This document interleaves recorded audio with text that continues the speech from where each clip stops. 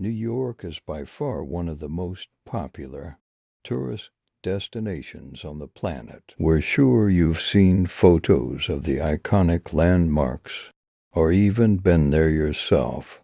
But did you know these 10 fun facts about the Big Apple? The idea for the statue was born in 1865 when the French historian and abolitionist Edouard D. Aboulay proposed a monument to commemorate the upcoming centennial of U.S. When looking at the subway map, you will see that some stops have black dots and others have white dots. Black dots are local stations, and the only trains that stop here are trains that make every stop on the line. White dots are express stations, and all trains on a line stop here. The subway operates 24 hours a day, 7 days a week, 365 days a year.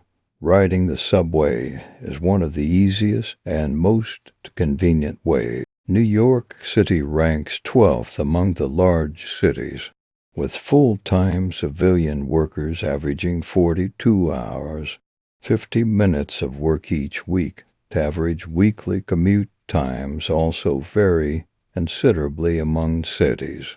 And in that regard, New York City is an outlier. The most common jobs in New York: internship.